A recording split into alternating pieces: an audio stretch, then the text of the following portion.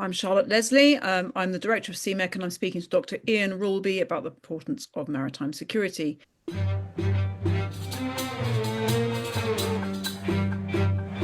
It covers 70% of the Earth. We are dependent on it for 90% of all trade, 20% of all dietary protein intake, and 99% of all telephonic and internet activity. And yet it takes up just a tiny percentage of our collective attention. What is it? It's the sea. My guest today has convincingly argued that our wired-in landlubber perspective, so-called sea blindness, has been fundamental to our inability to effectively tackle the great global issues of our day. So for this podcast, our guest is going to help us turn our eyes seaward, and especially to aspects of activity at sea we don't usually see from our usual land-based habitats. Dr. Ian Ralby has an extensive and impressive CV. In addition to being founder and CEO of IR Consilium, he is the president of Auxilium Worldwide, a charitable not-for-profit that works to support global harmony. He is also a senior fellow at both the Centre for Maritime Strategy and the Yokosuka Council on Asia-Pacific Studies. And he's a former adjunct or affiliate of several institutions, including the US Naval War College, the Defense Institute of International Legal Studies, and the Institute for Security Governance. He previously spent 6 years as an adjunct professor of maritime law and security at the US Department of Defense's Africa Center for Strategic Studies, and 5 years as a maritime crime expert for the United Nations Office on Drugs and Crime's Global Maritime Crime Program. He's worked in more than 90 different countries and is joining us from the US today. Dr. Ian Ralby, welcome. Thank you so much. Great to be here.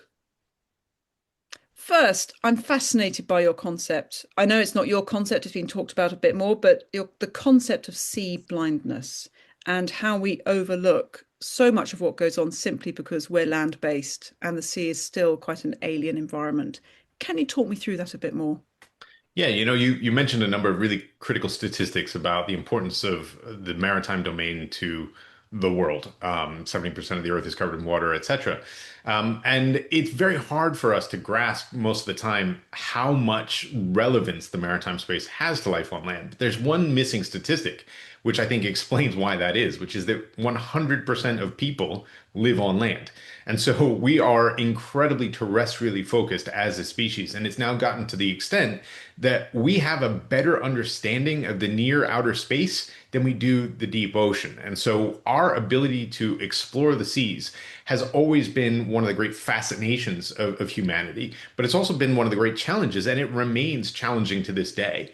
And so for many of us who don't spend our lives on or around the water, there's a degree of which it is just out of sight, out of mind, and we don't understand it. And so sea blindness has been a pervading concept, even amid island and archipelagic states, where the mindset of the people have turned their backs to the sea and focused entirely on land. You see this in island states where the majority of the police, law enforcement, armed forces are all land-based forces, even though the majority of their territory is actually maritime. And so we have, as a species, a problem of being blind to the majority of the planet.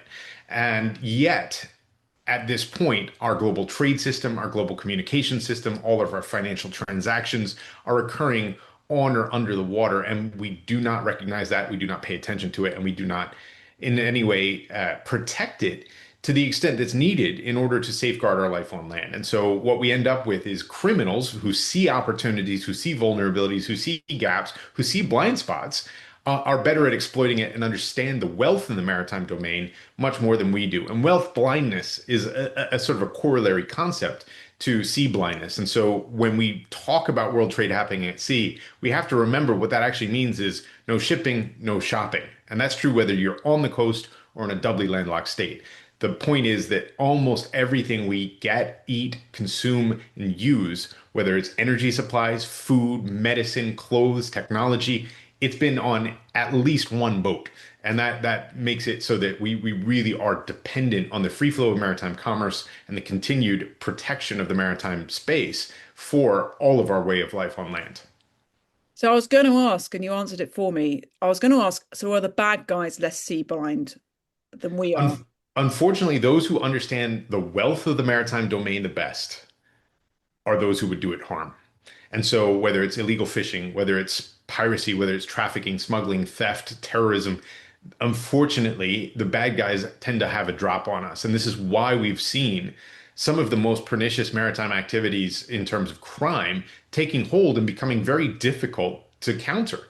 The amount of effort it took to push back against a ragtag group of a few Somali pirates or a ragtag group of a few Nigerian pirates made it so that we had to spend billions in countering a couple hundred people.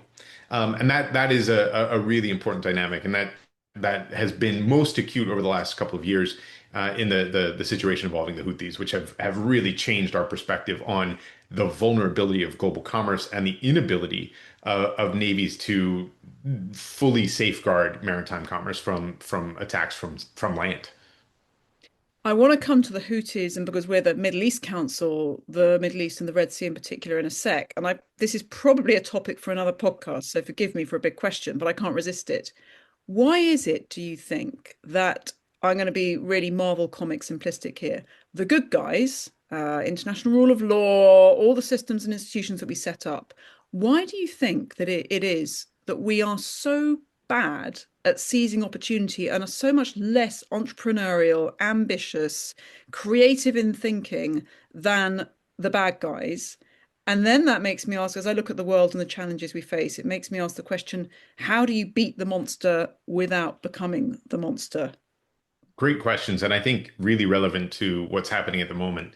I think there are a couple of problems. Number one, once you create a law or a rule or any kind of line, you then have people who are actively, creatively, intentionally trying to work around it, which makes the protection of it increasingly difficult over time. And as we get further and further in time from making those rules and understanding what underpinned the creation of those rules, we start to forget why they were in place in the first place.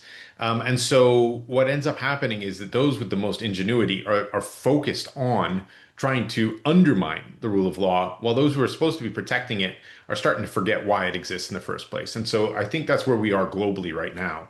In the maritime space, though, it's really interesting because there are all kinds of philosophical debates of whether international law exists, given the lack of an ability to enforce it most of the time. The one place that has been true for thousands of years, though, in terms of the existence of international law, has been in the maritime domain.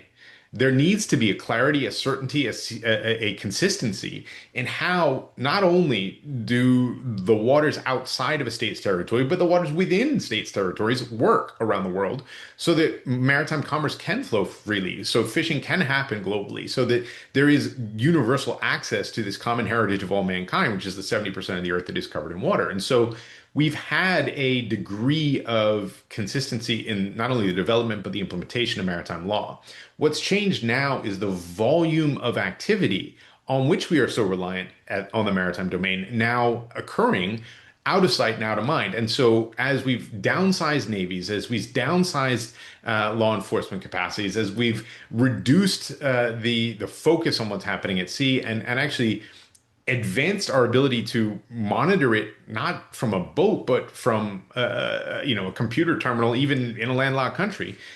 We've kind of changed the thinking about what needs to be done in order to safeguard it. And so criminals have seen that as an opportunity, and unfortunately, the variety of criminals acting has also expanded. And so we've gone from low-level smugglers to non-state armed groups that have armaments that are akin to the highest end militaries, all the way up to the largest militaries in the world being involved in what would be illegal and otherwise illicit conduct. And so the challenge now of protecting and safeguarding the seas and maintaining some of the norms and principles that we've somewhat undermined by forgetting about them is now going to be a pretty stark challenge moving forward.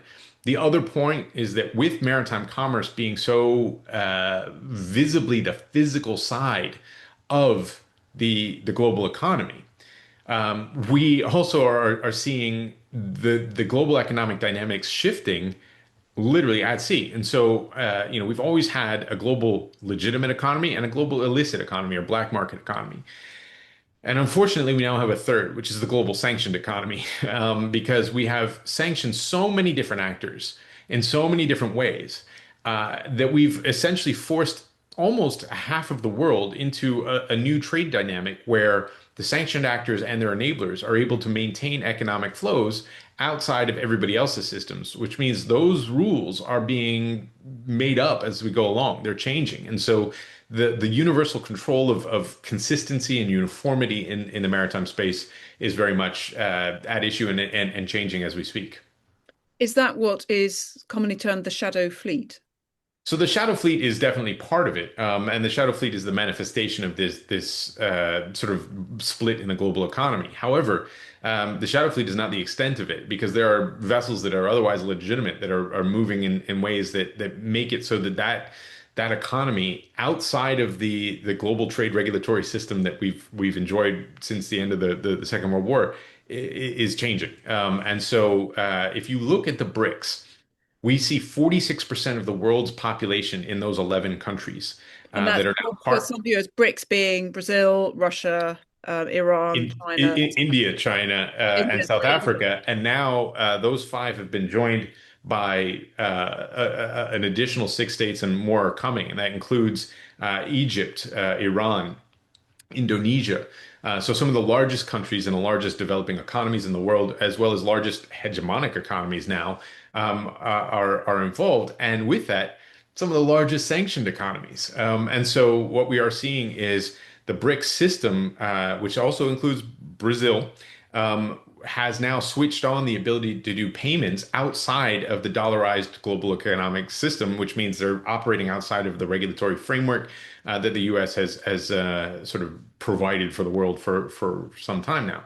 And so that off the books, off the dollar, off the global economy transaction system is going to change how world trade happens. And that 46% of the world's population is a very significant trading block that means that we are going to see growth shifts in how vessels move, where vessels move, and how they're able to be monitored and controlled by other states.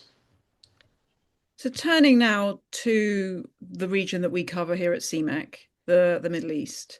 I guess the maritime world hit the headlines in a way that it doesn't often do when the Houthis began strikes on commercial shipping in November 2023, I think it was. Yep. What was going on before that?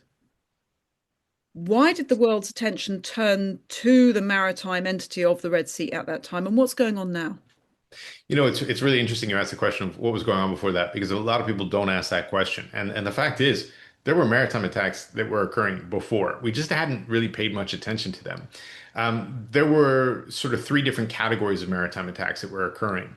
One was that you still had the legacy of Somali piracy in the Northwest Indian Ocean and the Gulf of Aden, where yes, since May of 2012, the number of vessels engaged in a legitimate maritime commerce that were actually attacked had gone to almost zero.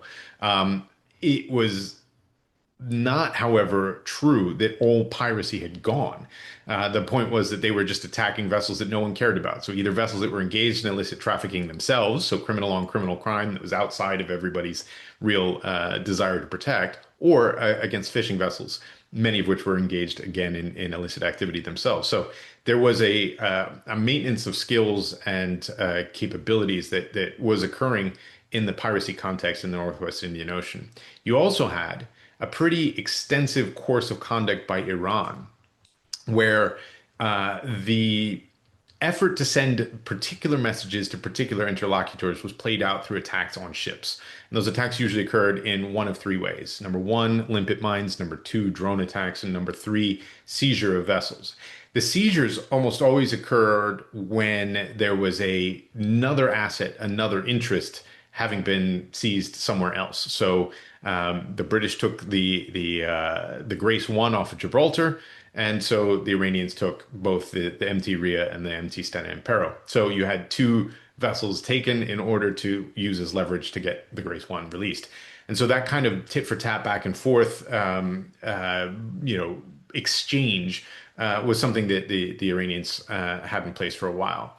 But the third bucket, in addition to the Somalis and the Iranians, was the Houthis themselves. They attacked a number of ships throughout the course of the civil war from 2014 onward, where people just didn't pay any attention, partly because the ships that were being attacked were part of the wider issue and context of the conflict. But there were signs that this was coming. They attacked quite a few different tankers. They attacked oil terminals at sea.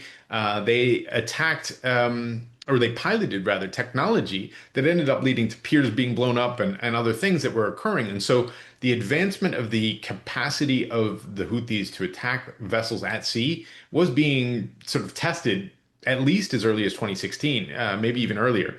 And so we'd seen already a lead up to November 19th, 2023, when they spectacularly seized the Galaxy leader. And I think what made that different was that they understood that they needed to show, not just tell, what was going on and do it in as visible and spectacular way as possible. And so their media campaign, their information operation has always been pretty impressive, particularly with regard to the people they're targeting, so their own regional actors. But the video of that boarding and seizure of that vessel was globally witnessed as being a mark in the sand in terms of, okay, things are different now. This isn't just tit for tat inside of a wider context of a civil war. This is fundamentally different. And so since then, we have seen the largest non-state actor assault on maritime commerce ever. That was the only vessel that they really tried to seize. Everything else since then have been attacks. They've sunk quite a few vessels. The most recent attacks have all been pretty spectacular in their blowing up and sinking of vessels, even taking of hostages. So the Houthis are different than anything else we've ever seen in terms of their capacity to inflict force against global maritime commerce and do so in a way that fundamentally changed trade routes. But it's not only trade routes. I was fascinated by this because you saw overnight they became a political entity, particularly, post the terror attack of October the 7th. They became the defenders of the Palestinians, we're doing what the rest of the world isn't doing. It was a hugely strong political narrative that was launched through that maritime attack, which did resonate here in the West.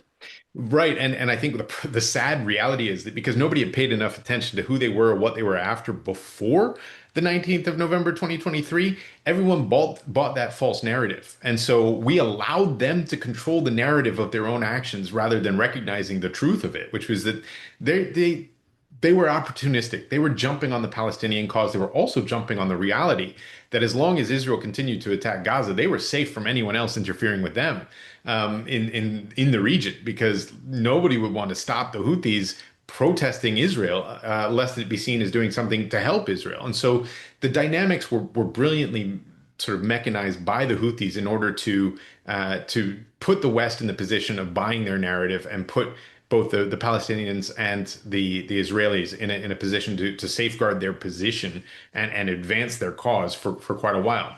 They're now looking at what's next, and that is a scary thing. But politically, they got huge visibility, support, money, momentum, credibility. And with regard to their own false narratives internally, they've been saying that they were at war with the US and the UK for years.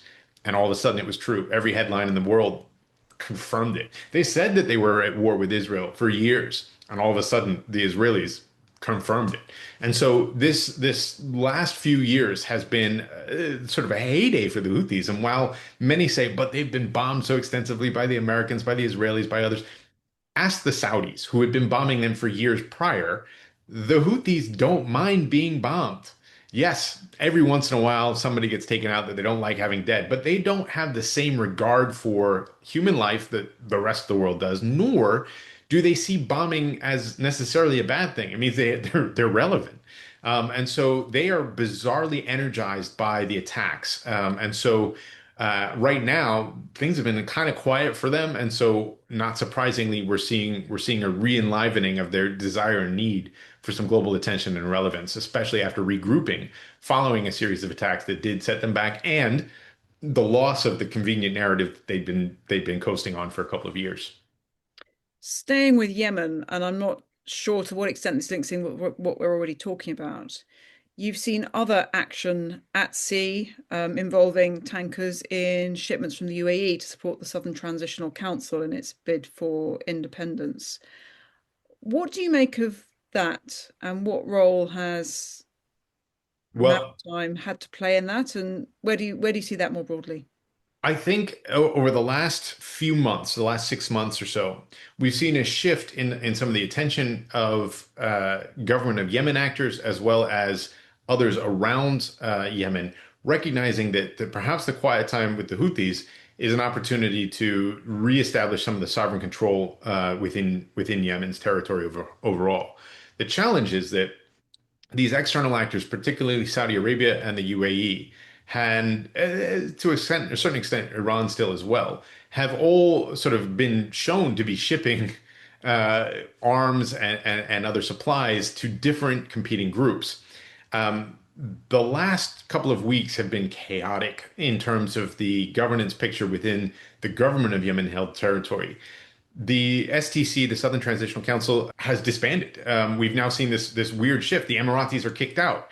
The retreat to Somaliland across the Red Sea, in terms of Emirati focus and some of the key figures from the STC, has led to a revived focus by the Houthis on Somaliland and cross Red Sea dynamics. And so over the last few days, just within the last week, we've seen Abdul Malik al-Houthi, the Houthi leader, talk about needing to start striking sites inside of Somaliland because that coincides as well with Israel's being the first country in the world to recognize Somaliland as an independent state. And so we have a real bust up of some of what had been, albeit unhelpful and unhealthy relations, stable relations for the last few years since the April 2022 truce. And so there was a real bust up over the last few weeks in terms of just how that is likely to play out. And the Houthis remain a wild card because they are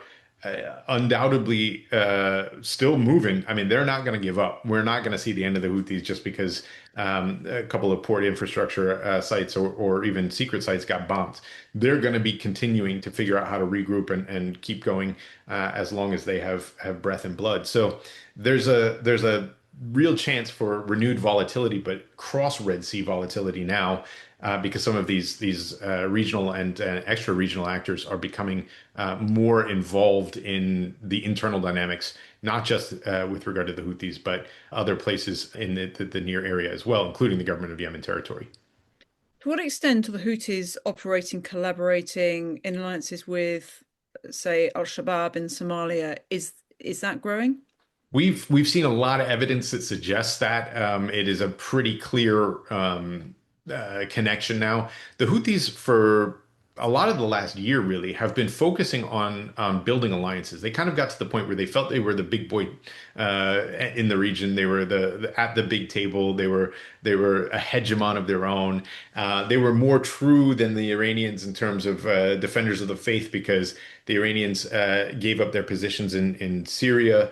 And so all of a sudden, the Russian attention towards the Houthis got them to feel a lot more like they were the big dog. And so what that led to was the formation of new alliances and relationships with Al-Shabaab, with Islamic resistance, with other groups in the area, both state and non-state, that they felt they could leverage in the longer term. And there is a lot of goodwill towards the Houthis for those who see them as having been protesting Israel incursion into Gaza. And so there's a very dynamic situation that could change almost overnight in a lot of places if the Houthis were to really enliven that. And what we've seen is that weapons that had historically flowed from Somalia into Yemen started flowing from Yemen into Somalia in order to arm some of the militant groups, and that dynamic with Somaliland has really kicked up in the last few weeks, and that is going to be a flashpoint of tension again at the mouth of the Bab al-Mandeb, and so a very challenging time ahead for the entrance to the Red Sea. I'm Charlotte Leslie. I'm the director of CMEC, and I'm speaking to Dr. Ian Ralby about the importance of maritime security. Ian, we've talked about sea blindness. I know that some people listening and those who I talk with on a daily basis would say there's also something else called Sudan blindness. Very much. massive, massive scale of atrocities going on. Yeah. Also, enormous geopolitical significance as well, and we don't seem to be talking about it.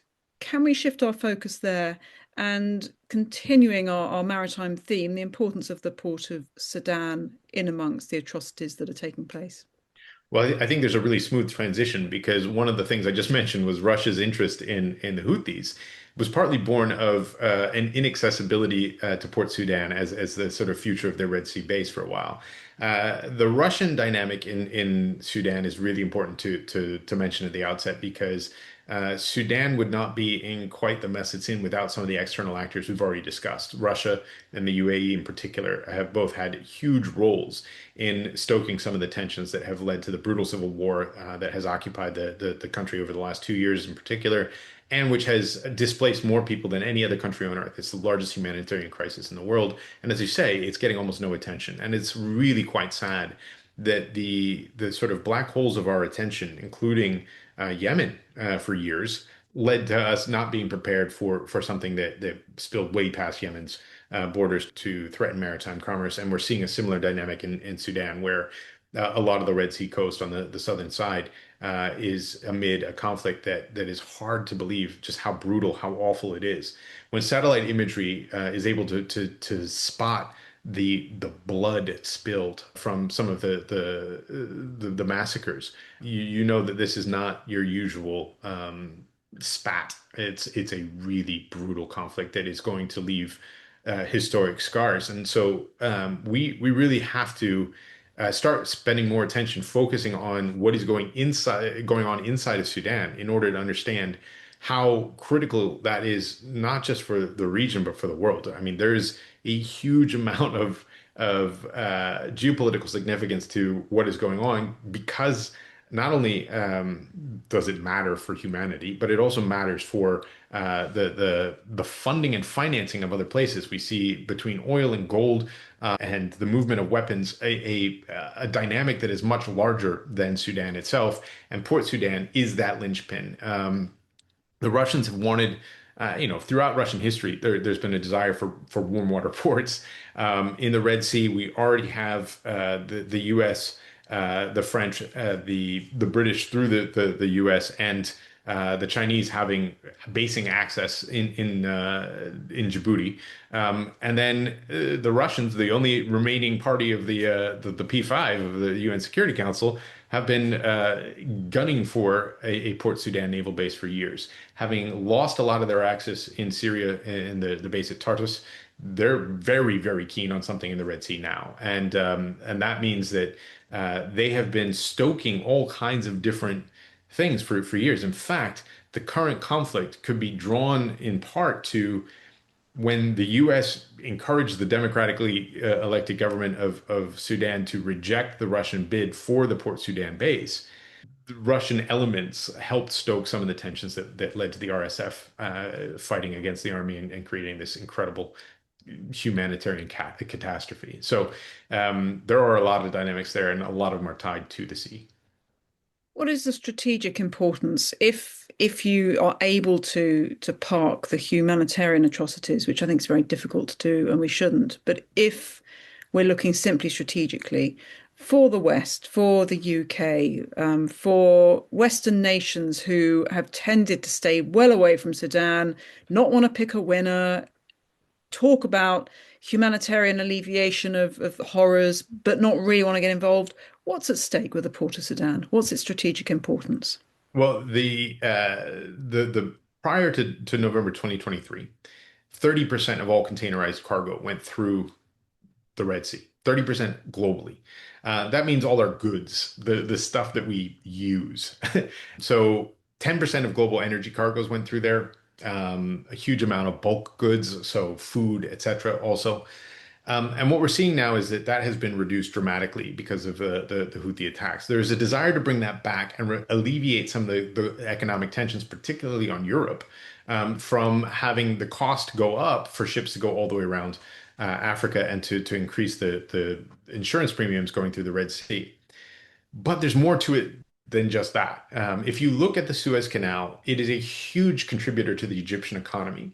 They get about nine and a half prior to the Houthi attacks. They got about $9.5 billion in direct revenue and about $52 billion in indirect revenue from the canal. That is down 60%. That decrease is absolutely critical to the survival of the Egyptian economy. If Egypt collapses, the result for the wider Mediterranean region is enormous. And so what we're looking at a number of knock-on consequences from these critical choke points being inaccessible or from having them be not as heavily traversed. And so the geostrategic significance of the Red Sea remains huge. And so we have to look at what the long-term projections are for the economy, for supply chains, for access to goods, for access to food, for access to energy, as well as for the ability of some of the coastal states to survive. Djibouti's food supply is incredibly important to the food supply of the entire Horn. So the humanitarian situation in Sudan is also relevant to being able to access those goods. And so as dominoes start to fall in terms of governance, we end up with greater and greater chaos, and unfortunately, bad actors tend to proliferate and take advantage of chaos more than the good. The good tend to flap, and so we're seeing a lot of flapping right now, and unfortunately, that means that there's a lot of nefarious activity that is taking hold. And one of the most nefarious activities that takes hold is resource grab. So where there's a diminution in governance, there tends to be a lot of looting. Looting can be at the local level from retail stores, or it can be at a global scale in terms of gold and oil and minerals. And that's what we're seeing more of. And so the states that are benefiting most from the resource looting of Sudan and some of the neighboring states which are similarly experiencing instability, they're getting stronger and stronger in terms of their gold reserves, in terms of their access to critical minerals, in terms of their access to oil supplies. And the result is that that dynamic that we talked about at the beginning of a split in the global economy from a sort of Bretton Woods system to a tripartite economy of the global legitimate, the global illicit, and the global sanctioned is starting to occur more rapidly. The sanctioned actors are those who have the best access to the gold, and they also almost all happen to be BRICS members. So when Russia, the UAE, when Iran all start to stockpile gold, and none more so than China, we end up with a situation where the de-dollarization of the global economy, the breaking of all the financial regulations that have become a stabilizing factor for global trade, it's a very realistic possibility. I remember talking to people about the possibility of de-dollarization just a few years ago and being laughed out of the room. Yeah. And now it's not only realistic. So we have a tendency to not believe some of the crazy things that come out of Moscow or Beijing or elsewhere until they actually happen. And so, China has been pretty candid in saying what it's going to do for the last quarter century. And now that it's done it, we're all shocked. Russia has a history of saying what it's going to do, and then we're surprised when they actually go and do it. And so our unwillingness to entertain the possibilities and safeguard ourselves against the likelihood of the craziest things from actually occurring means that we are constantly getting caught off guard, and that's going to put us behind. In some cases, perhaps intractably behind. In other words, we are setting ourselves up for having to cope with a significant change in the world order, the world economic order, the world trade order, and we're not ready for it. Yeah, the folly of confusing the present with the permanent. Exactly. So, talking of crazy and crazy Mm. times and unexpected things, Trump, Venezuela, Iranian tankers, I think what it brought home to quite a few people is that regional politics in the region isn't geographically confined. Yeah. You can have Iranian, Middle Eastern oil politics going on off the coast of South America. What's the implications of that, and what's your readout on what's going to be happening?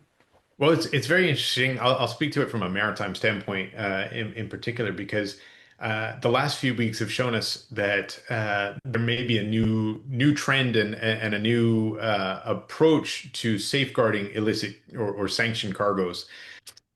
For the last several years, Iran has tried to keep its tanker fleet as dark as possible and as invisible as possible. In other words, their effort for years under heavy sanctions to continue to survive economically has relied on the ability of tankers to move undetected and provide access to the global economy, and particularly to the Chinese marketplace for the continued flow of Iranian oil to an end buyer. The Russians, since the full-scale invasion of Ukraine in February 2022, have similarly had to shift how they move their energy cargoes, which again is the backbone of their economy. And so what we've seen is this quote unquote shadow fleet or dark fleet or ghost fleet, rogue fleet. I've heard so many different colloquial terms applied to it. But what it essentially describes is a phenomenon where you have poorly maintained vessels that are operating with some degree of sanctioned activity, whether it's the vessel itself, the cargo, the owner, or some dynamic within it being sanctioned. And then that leads to sort of the flagging in jurisdictions that are perhaps less likely to impose any kind of regulations, including regulations for safety standards, for environmental standards, for insurance requirements, etc. And so we've seen this poorly operated, poorly maintained, basically unregulated fleet taking the Russian and Iranian and Venezuelan and North Korean cargoes to different parts of the world. And so what that has led to is a consternation around what could be done and how to stop them. And we've seen some of those vessels involved in anchor dragging in order to cut cables in the Baltic and elsewhere. The whole thing has become a challenge because they've essentially put themselves outside of any regulatory space that we're accustomed to. The maritime domain relies on the flag of the vessel being willing to take responsibility for that vessel. And when the jurisdictions into which they're flagged either don't know those vessels are being flagged there because they're being done so fraudulently, or don't actually operate a registry at all, so it's being completely done fraudulently, then we've got a situation where you have these unregulated actors operating on the high seas without any kind of clear, a consistent approach for how to deal with them. What has occurred in the last few weeks with the United States aggressively pursuing unilaterally sanctioned tankers, so tankers not under UN sanctions but under US sanctions, outside of US territory, which is generally frowned upon, is that they've taken advantage of the very clear authorization under international law to board vessels that have unclear or clearly fraudulent flag registries. Stateless vessels or vessels without nationality can be boarded anywhere outside of 12 nautical miles. So the boarding of any of these vessels, I have no problem with. The problem comes in as what are they going to do with them after they're on board? So the seizures remain to be seen in terms of the legality, in terms of what theories were being used. But that's not the interesting part. The interesting part is actually Russia's response. So since 2022, the Russians and the Iranians both have really sought not to flag anything in Russia or Iran because that put a target on their back, basically.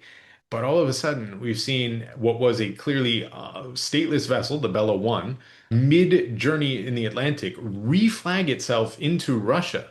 And Russia not only take genuine responsibility for it as a Russian flagged vessel, but provide it with a military escort involving both a surface asset and a submarine. That's a difference. And so when the Marinera was boarded, what we saw was perhaps a shift in some of the dynamics involving flagging, where we may see some of the shadow fleet reflag back into Russia, back into Iran. And Iranian vessels have suddenly turned on their AIS transponders, the automatic identification system, which allows them to be tracked. And so we're starting to see this ghost fleet or shadow fleet or dark fleet get lit up and lit up with Iranian and Russian flags on them. So they may be setting up a both an opportunity to go after the United States for unlawful seizure in the future, or setting up the possibility of a state-on-state conflict between the American forces and in the case of the Bella One or Marinera, British forces as well, and the Russian Federation military. So that is a concerning trend, which makes it actually more difficult in some ways to go after some of these. And if they're legitimately flagged in a genuine flag state, it makes some of the boardings a lot more challenging. Finally, in your work, you're dealing for the large part of your work with an area of the world, 70% of it, which the political class don't look at that much. Yeah. That must be very frustrating. What is it that we could do? And I speak as a former elected person myself. What is it that us lot can do to focus on this more? Are there institutional changes we can make, rearrange some structures? How can I'd say there are three things. Number one, I think every politician, whether you are from a coastal constituency or even a landlocked constituency or a landlocked state, need to understand the maritime space. And so getting briefings from people who actually know what they're talking about is really important. And one of the challenges, though, with that is that I've seen posts on LinkedIn just in the last 24 hours that literally, I mean, they were paragraphs long, and every single sentence was just flat, grossly wrong.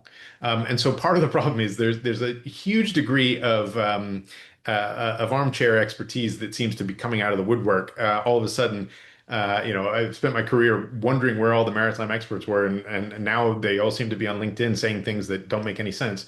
But getting genuine briefings from people who actually know what they're talking about is really important. Number two, there needs to be a public discourse around this. There needs to be an effort to recognize that, hey, go into your closet and look at the label on every single item in your closet.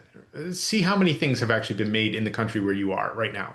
And the reality is that most of what we consume, most of what we use, most of what surrounds us actually has come on a boat. And once you start to get that, and then start to realize that this very Zoom call, every phone call, every bank transaction that you do remotely is all done through the submarine cables that sit beneath the ocean. You start to realize that, hold on a minute, that 70% of the earth is actually hugely impactful on my day-to-day life. If I can't stream Netflix, and if I can't do bank transfers, if I can't, call or WhatsApp or signal message or send a message on Facebook or Instagram or anything else without those submarine cables, my life is very different. And so when we start to realize the significance of the maritime domain to life on land, that helps generate some of the political will, because fundamentally, as a politician, I'm sure you will recognize this, it's hard to spend your time and energy focused on an area where no voters live.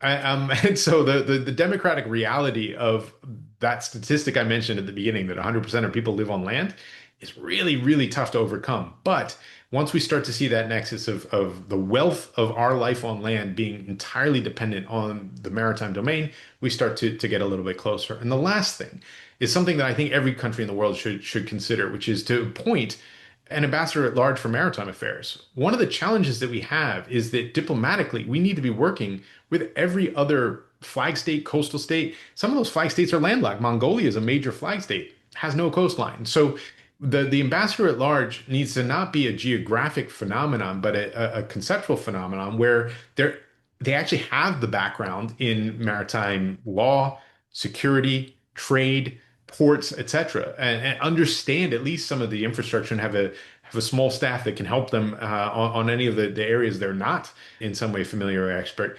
But they can then engage with others to actually work some of these issues out. If your first interaction about a maritime issue has to involve a briefing on understanding the difference between the territorial sea, the contiguous zone, the exclusive economic zone, the continental shelf, and the high seas and beyond, that's not a very good starting point for having a meaningful discussion of a critical issue. So when the Ever Given gets stuck in the Suez Canal, when the Beirut blast happens, when the oil spill off Mauritius happens, when the Baltimore Bridge goes down, when the Houthis start attacking, when the pirates in call it the Northwest Indian Ocean, Nigeria, Caribbean, elsewhere start attacking, when trafficking vessels start getting blown up, when tankers start getting seized, you don't want to be Googling what the law might be when you're the one that is supposed to be dealing with the issue. And so we've seen a lot of unfortunate statements from political officials who just, not to any fault of their own, have no background in this esoteric world that does cover 70% of the world's surface and 90%